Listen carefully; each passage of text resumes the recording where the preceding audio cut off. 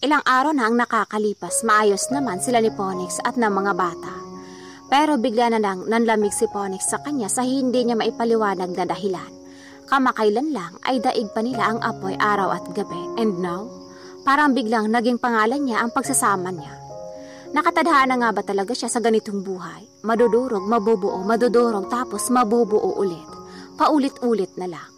Wala man lang babala kung kailan ba siya masasaktan o kung hanggang kailan lang ba siya dapat maging masaya. Palaging ma-expiration ang kasiyahan niya. Hindi kasi siya kinakausap ni Ponix kahit todo asikaso siya dito. Ilang araw na din itong nag-skip sa work at hindi man lang ipinapaalam sa kanya kung ano ang ginagawa nito. Malungkot kayata. Puna ni Clara nang mapansin siyang kanina patulala at napapabuntong hininga. Hindi ko alam kung dapat ko bang sabihin sa'yo, pero sige. Muli siya napabuntong hininga. Lately kasi, bigla na lang siyang nanlamig. Panimula niya, nanlamig? Bahagyang nagulat si Clara sa sinabi niya. You mean, hindi niyo na ginagawa ang bagay na yun? Bakit? Dry na dry ka na ba talaga? Napailing siya. Hindi naman iyon ang ibig kong sabihin eh. Kasi, bigla na lang siyang nanlamig sa akin. Hindi niya ako masyadong kinakausap tapos aalis siya nang hindi sinasabi kung saan ba siya maglalagi. Nakakabwisit yun kasi asawa ko siya. Responsibilidad niya na ipaalam sa akin kung anong ginagawa. Natigilan siya nang sumabat na si Clara. I thought ako lang ang nakakapansin. Nabubwisit din ako kay Garrett kasi hindi niya ako sinasabihan saan sila pupunta. Akala ko alam mo na magkasama silang umaalis. Nag-skip na rin siya sa work. Naningkit ang mga mata ni Winter. I smell something fishy. Me too. May mali talaga eh. What if may babae pala sila? Subukan lang niya. Hindi na napigilan ni Winter na mapalakas ang kanyang boses. May plano ako. Napangisi siya bago tumitig kay Clara na inosente. Nakatingin sa kanya. Are you okay? Sinyo na kanina pa pala nakikinig kasama si Saji. Yes, we are okay. Pagak na tumawa si Winter. Maglaro na kayo mga anak, ayos lang kami ni Tita Clara. Totoo bang may babae si Dad at Tito Ponix? Si Saji ang nagtanong na ikinagulat nila ni Clara. Wala, nagbibiruan lang kami. Mabilis na sagot niya. Maghahanda lang kami ni Tita Clara niyo ng food. Paalam niya bago hinila si Clara patungo sa kusina. Delikado talagang marinig ng mga anak nila ang kanilang usapan lalo na't ang dalawang matatalinong anak pa nila ang nakarinig. So, what's the plan? Takang tanong ni Clara sa kanya. Akong bahala. Isang ngiti ang bumalatay sa kanyang labi bago napatango-tango. Lingid sa kaalaman ng dalawa ay iba ang pinagkakaabalahan ng mga asawa nila. Si Ponix kasama si Garrett ay busy sa inaayos nilang theme para sa reception. Habang si Garrett ay tumutulong din sa pagpapagawa ng invitations para sa kanilang kasal ni Winter. Katulong din nila ang kanyang mga magulang at ang magulang ni Winter. Nais kasi ni Ponix na kapag inaya niya muling magpakasal sa Winter, ay diretso na ang lahat at wala nang paligoy-ligoy pa. Plano niya rin ang hindi ito kausapin at hayaan na mag-isip upang hindi mahalata na may sorpresa siya. Madali kasi siyang mapaamin, isang ngiti lang ni Winter sa kanya. Ayos na ang lahat, bro. Nakipagkamay siya kay Garrett. Maraming salamat. Pasensya na at baka pati asawa mo ay nagtataka na dahil palagi kang umaalis. Nah, it's fine. Kaya ko naman magtiis na matulog sa labas at alam ko kung paano palambutin ang asawa ko. Sagot nito. Sana lang hindi grabe pagtatampo ni Winter sa akin. Bulong niya bago napailing. Bukas ay last day na ng kanilang pag-aayos kaya naman makakapagpahinga na sila ni Garrett. See you tomorrow, bro. Pumasok na si Ponix sa bahay at dumiretso sa mga anak niyang kani-kaniyang naglalaro. Akala niya isasalubungin siya ni Winter ng halik ngunit hindi. Papasok pa lang siya sa kusina nang bigla na lang siyang sugurin ni Winter at ipasok nito ang kamay sa kanyang pants. Ramdam niya nagalit ang kanyang sandata nang hawakan ito ni Winter. Ngunit, agad din itong umurong nang makita niya ang gunting na hawak nito. May babae ka ba? Seryosong tanong nito. Ha naman parang... Sandali, sasagot na. Gulat na sigaw niya nang ambahan siya ni Winter. Wala akong babae. Buti na lang at nagawa pa rin niyang isekreto ang sorpresa kahit na 50-50 na ang sandata niya. Napangisi sa Winter nang tanungin ang kanyang asawa. Akala siguro nito ay magmumukmuk lamang siya at mananahimik. Hindi na. Sawa na siyang maging tahimik dahil daming umeeksena sa kanilang buhay kapag hinahayaan si Phoenix. Kaya naman pinangako ni Winter sa kanyang sarili na babantayan na niya ang kanyang asawa at mamahalin ito. Hindi naman niya ito sasakalin. Ayaw lang talaga niya nang binabaliwala siya nito. Ang init naman ng ulo mo, Han. Kinakabahan pa rin si Phoenix sa kanya. Baba mo na ang gunting mo. Huwag na buka-bukahin at baka maputol. Mapuputol talaga, sinasabi ko sa'yo. Banta niya bago inilapag ang gunting sa lamesa. Kumain ka na ba? May hinanda akong pagkain. Ikaw na lang kakain dahil napakatagal mo. Nauna na kami. Iba gusto kong kainin at bukahin, Han. Napakunot ang noon niya kay Phoenix na parang noong mga nakaraang araw lang ay tahimik at para lang siyang hangin dito. May kalokohan nga siguro. Eto ang naisigaw niya sa kanyang isipan. Ayoko, tigilan mo ko. Pagtataray niya bilang ganti bago inaya na ang kanyang mga anak sa kwarto upang patulugin na ang mga ito. Matapos mapatulog isa-isa ang mga bata ay nagtungo na siya sa kanilang silid. Ready na sana siya at papayag na sa lambing ni Phoenix na makita niya itong mahimbing ang tulog at naghihilik pa. Bisit na lalaki talaga to. Bulong niya bago hinanap ang phone ni Phoenix, ngunit na makita niya ito ay may password. Kailan pa siya nag-password?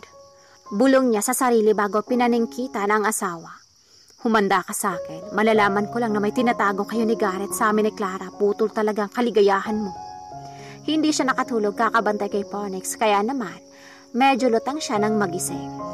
Naalala lang niya na may balak pala sila ni Clara na sundan si Garrett at Phoenix, kaya naman agad din siyang nag-ayos. Bihis na bihis ka, Han? Tanong ni Phoenix na makita siya. Masama? Papaganda ako para sa'yo. Palusot niya. Hindi ka aalis? Takang tanong pa nito. Hindi, dito lang ako sa bahay. Pagsisinungaling din niya. Tsaka, hindi mo naman kailangan na magpagandahan. Ngunit hindi siya tinatabla ng pambobola ni Phoenix ngayon lalo na at pinuyat siya nito. Lumabas na si Phoenix kaya naman agad na inaya ni Winter ang mga anak niya. Pinaalis lang niya ang asawa bago agad na sinakay ang mga bata sa kotse.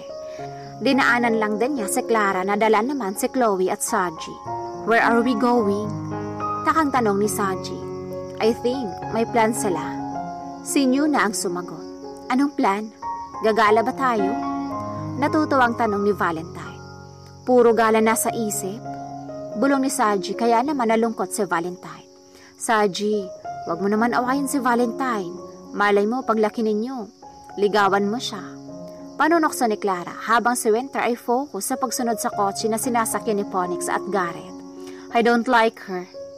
Walang emosyong sagot ni Saji na mas ikinalungkot ng anak ni Winter. Napangisi si New kaya naman sinamaan ito ng tingin ni Valentine. Gusto mo sabihin ko kay Chloe na hindi na nakapagpatuloy si Valentine nang takpan ninyo ang bibig nito. Mami oh! Naiiyak na sigaw ni Valentine. Tama ng asaran. Saway na lamang niya dahil busy talaga siya sa pagsunod. Clara, Luke, huminto sila. Turo niya kaya naman agad din niyang inihinto ang kanilang sasakyan sa hindi kalayuan sa sasakyan ng mga ito. Iniwan nila ang mga bata sa loob ng kotse at binili na walang lalabas. Kapit kamay sila ni Clara na sinugod ang dalawa sa pinasukan ng mga ito. Ngunit natigilan sila nang may nakita silang mga kausap nito. Tumago muna sila ni Clara sa gilid at nakinig sa usapan. Okay na sir lahat, pati po mga seats para sa bisita. All goods na po. And the ring. Si Phoenix ang nagtanong.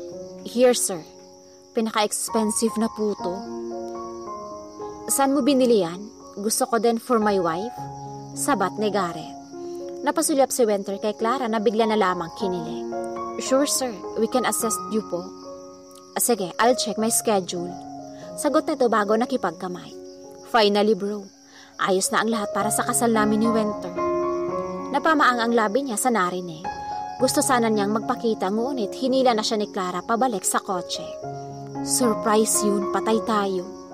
Oo nga, hindi ko alam. Sang-ayon niya. Kunwari na lang di mo alam, mag-acting ka na nagulat, yakang-yaka mo yan. Payo ni Clara. Tumango na lamang siya bago sila bumalik na sa kotse. Dahil sa nalaman niyang surprise sana ni Phoenix ay bigla siyang nahiya at nakonsensya na pinagdududahan pa rin niya ang kanyang asawa. Kaya naman upang makabawi ay nagluto siya ng paborito nitong ulam at hinintay nilang makauwi si Phoenix upang sabay-sabay silang mag-dinner. I'm hungry. Takaw mo, Valentine? Saglit na lang darating na si Dad. Si Christmas ang sumagot. Hayaan mo siya. Saway naman ninyo kay Christmas. Ayaw ni Sadyo nang nagugutom si Valentine.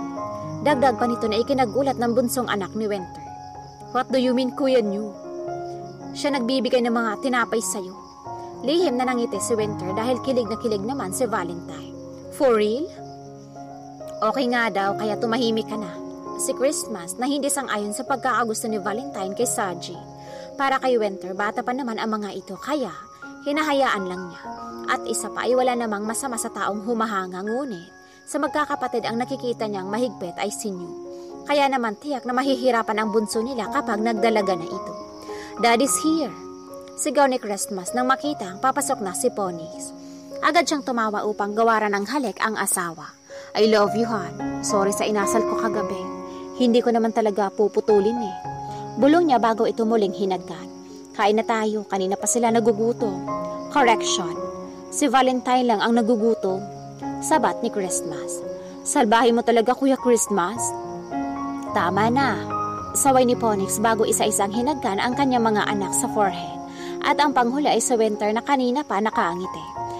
Sige na, umayos na at kakain na tayo. Nilapag na niya ang juice na kanina pa niya tinimpla. But before we eat, ano pong dapat gawin? Tanong niya habang isa-isang tinignan ang triplets. Ako na ang mag-lead ng prayer.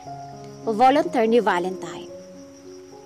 Dear Lord, thank you for all the blessings. Salamat po sa pagiging buo ng family namin. At salamat po kasi may pagkain kami. At salamat po sa mommy and daddy ko na palagi kaming inaalagaan. Amen. Okay, kain na. Nakangiting sabi niya bago hinayaang kumuha ang mga anak niya ng pagkain. Masaya silang nagsalo-salo at pagkatapos ay nanood muna ng TV bago umakyat na sa kwarto ng antoke na ang mga bata. Palaging inuuna ni Winter ang mga anak niya bago tutungo sa silid nila ni Ponix. Ang akala niya ay tulog na naman ito. Nakita kasi niyang madami pala itong inaasikasong paghahanda sa muli nilang kasal kaya kinailangan na nitong magpatulong kay Garrett. Ayaw niyang basagin at sirain ang surprise ni Ponix kaya naman mas pinili niyang umarte na lang na magugulat kapag nagtapat na ito. Hinintay mo pala ako. Halata naman na antok ka na. Natatawa ang sabi niya nang makita ang papikit na ang mga mata ni Ponix. I love you, Winter. I love you to Ponix. Hinagka niya ito sa forehead bago nag-unan sa bisig nito.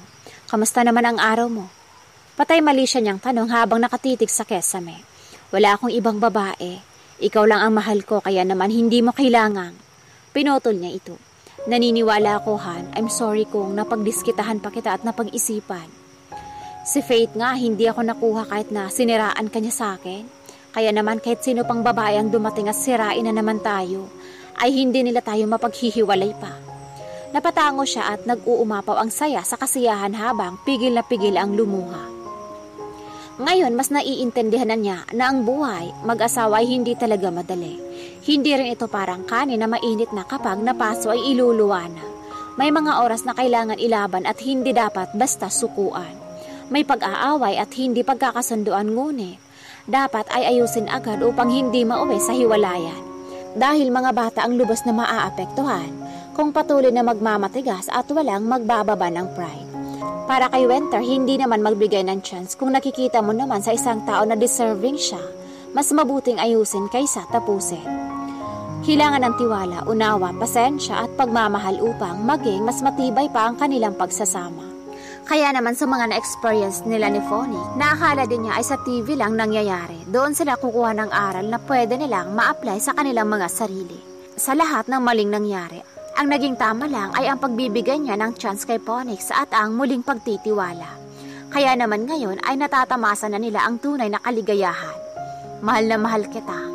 Bulong niya bago kinumutan si Ponix na pikit na ang mata. Pakasalan mo ulit ako. Nagawa pa rin nitong magsalita kahit na antok na ito. Yes, Han. Ikaw lang at ikaw ang nais kong pakasalan. Ipinikit na rin niya ang kanyang mata. Ngayon, gabi-gabi na siyang makakatulog ng mahimbing dahil wala nang sino man ang makakasira sa kaniyang pamilya.